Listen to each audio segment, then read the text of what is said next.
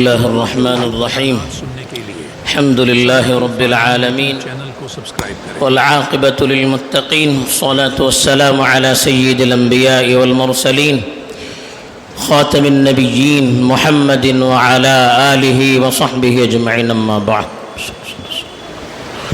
میرے دینی اور ایمانی بھائیوں، بزرگوں اور دوستوں، زبانیں اللہ کی نشانیاں جو ہم زبان آپس میں بولتے ہیں، یہ بھی اللہ کی نشانیاں ہیں۔ قرآن مجید میں اللہ تعالیٰ نے ارشاد فرمایا ہے وَمِنْ آيَاتِهِ خَلْقُ السَّمَاوَاتِ وَالْأَرْضِ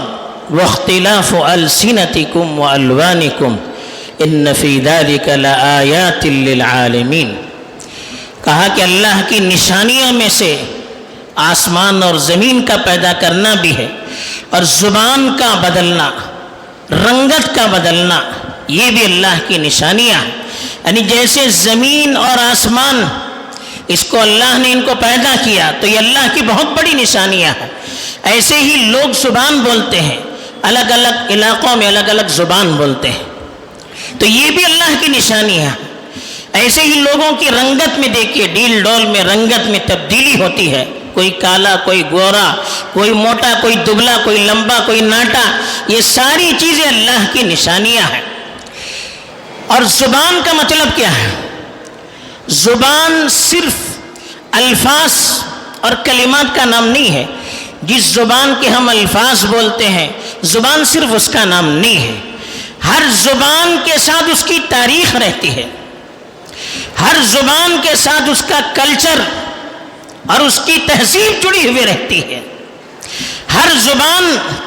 اپنے علاقے کی پورے جذبات اور پوری فکروں کی ترجمانی کرتی ہے۔ کسی زبان کو اختیار کرنے کا مطلب یہ ہے کہ ہم نے اس زبان کی ساری چیزوں کو اختیار کر لیا،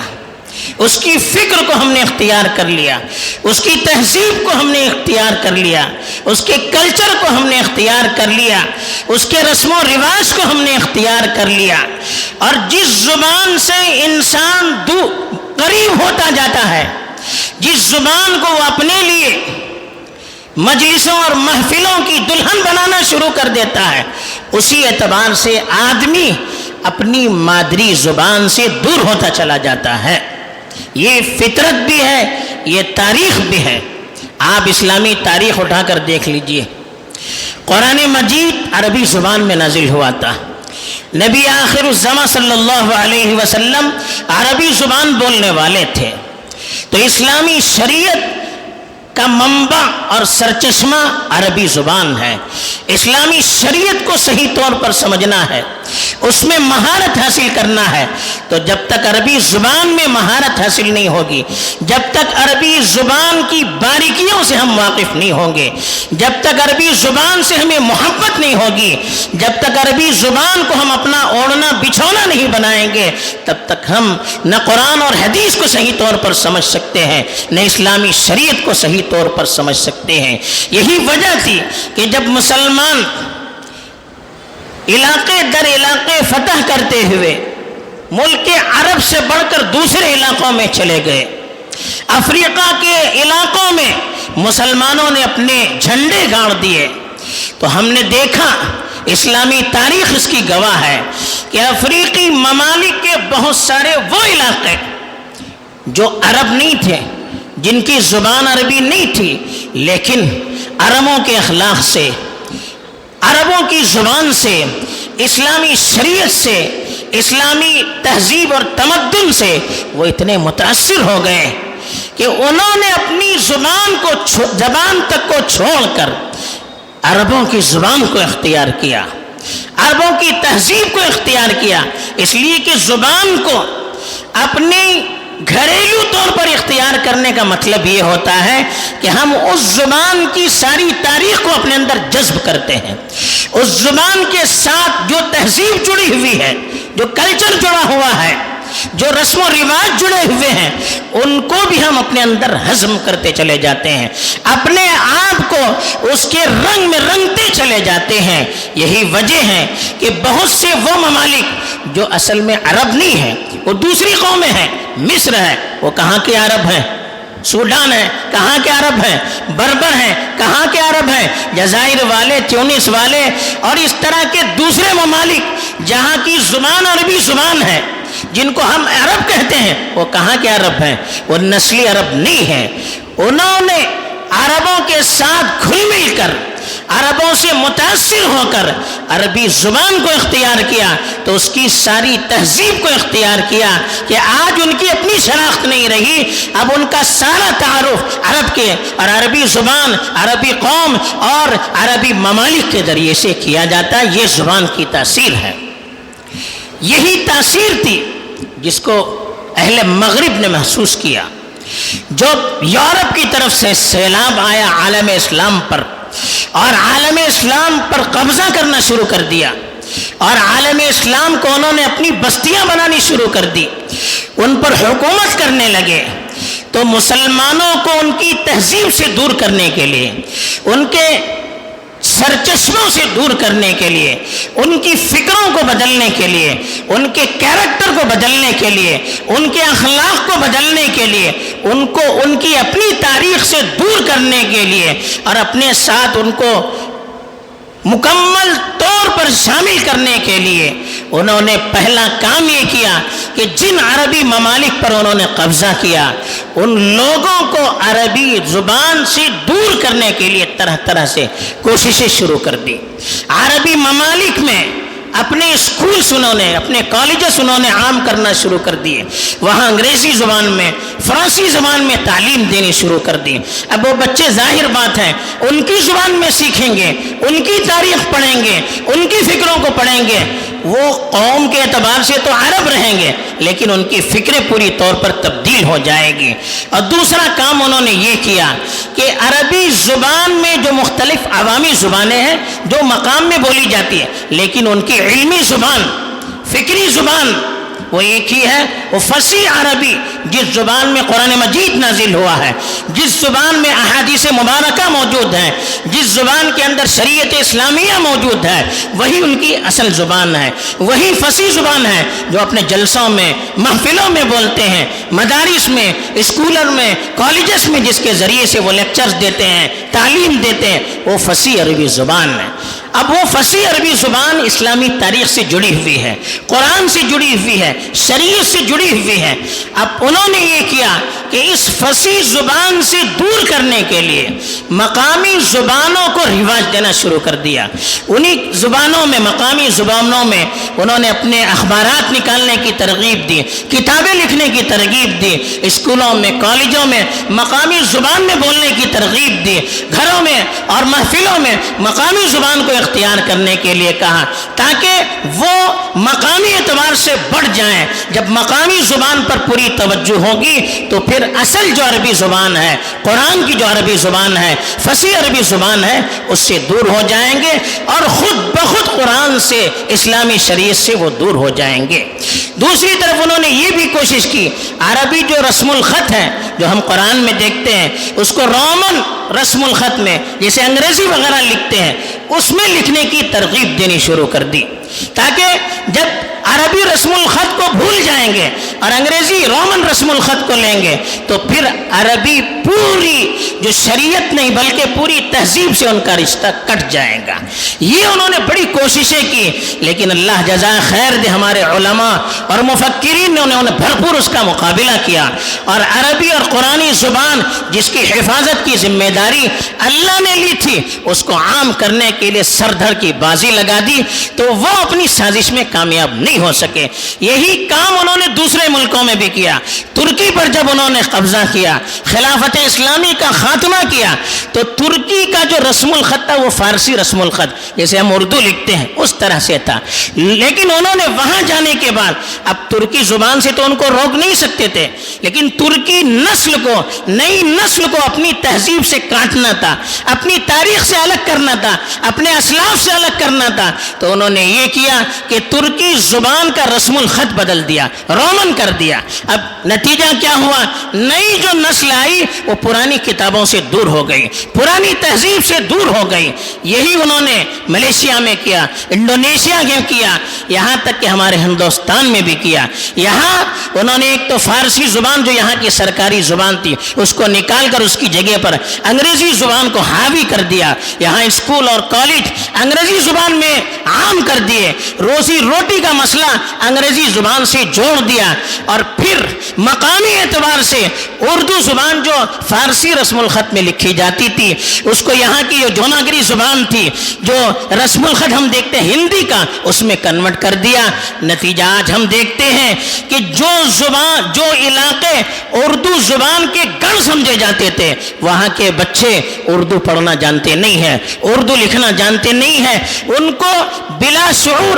یعنی ایسا ان کو اپنے اسلاف سے اپنی پرانی تاریخ سے کاٹ دیا کہ ہم سوچ بھی نہیں سکتے۔ چنانچہ آج لوگ ہمارے ملک میں دیکھیں یا تو انگریزی زبان کو اپنی زبان بنانے پر فخر کر رہے ہیں، یا جو رسم الخط دیوناگری خط کا ہے، ہندی رسم الخط یا سنسکرت کا رسم الخط ہے اس کو پڑھنے کے عادی بن چکے ہیں۔ نتیجہ یہ ہوا کہ اردو زبان جو اسلامی تہذیب سے جڑی ہوئی تھی، جس کا سر چشمہ اسلامی تاریخ سے جڑا ہوا تھا، اس سے جب نئی نسل دور ہو گئی، پوری اپنی تاریخ سے دور ہو گئی، پورے اپنے اسلاف سے دور ہو گئی۔ یہ پری پلان ان کی سازش تھی، نئی نسل کو پرانی تاریخ سے کاٹنے کے لیے، نئی نسل کو شریعت اسلامی سے دور کرنے کے لیے، نئی نسل کو اسلامی تہذیب سے دور کرنے کے لیے، نئی نسل کو اسلامی اخلاق سے دور کرنے کے لیے، نئی نسل کو اپنی تاریخ کا باغی بنانے کے لیے، اپنے اسلاف کا دشمن بنانے کے لیے، اور ترقی کے نام پر انہوں نے انگریزی زبان کو ہمارے ملک میں اس طرح سے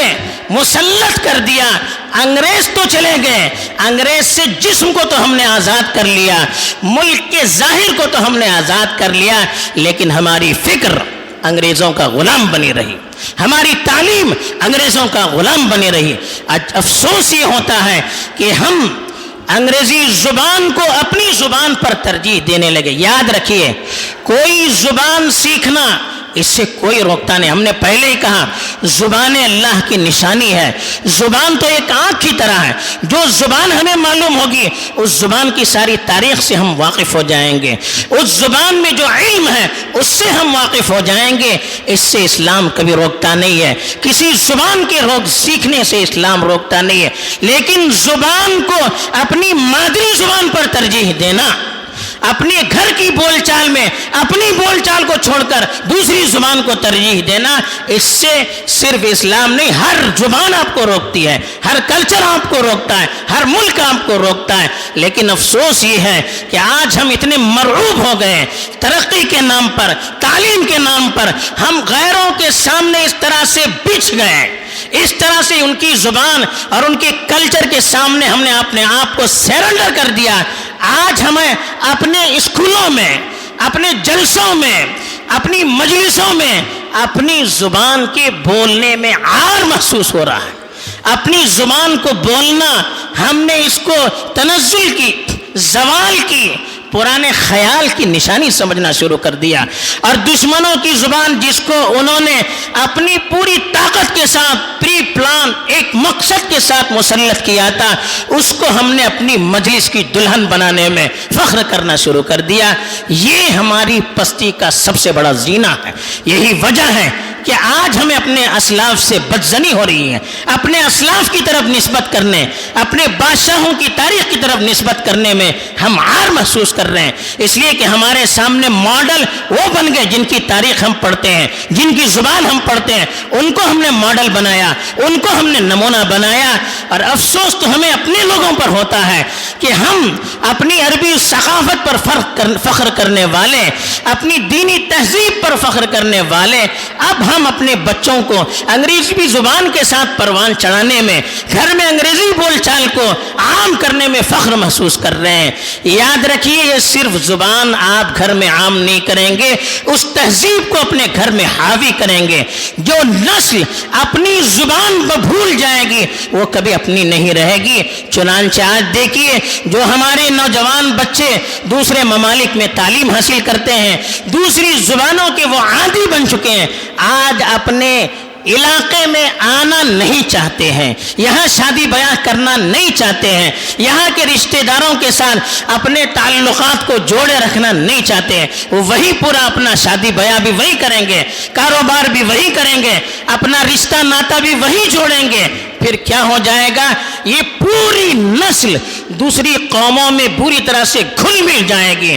اپنی شناخت، اپنی آئیڈینٹیٹی اور اپنی ساری چیز کو کھو دے گی، اور ایک دو نسل کے بعد پھر وہ اسلام کے نام پر باقی نہیں رہے گی۔ یہ میں ایسے ہی اڑا کر نہیں کہہ رہا ہوں، آپ امریکہ کی تاریخ پڑھیے، یورپ کی تاریخ پڑھیے، بہت سارے وہ عرب جو دیندار تھے، دین کے داعی بن کر امریکہ چلے گئے، یورپ چلے گئے، پھر ان کی اولاد وہیں بسی رہی، وہی تعلیم حاصل کرتی رہی۔ آج 2-3 نسلوں کے بعد ان کے گھرانے میں الحاد،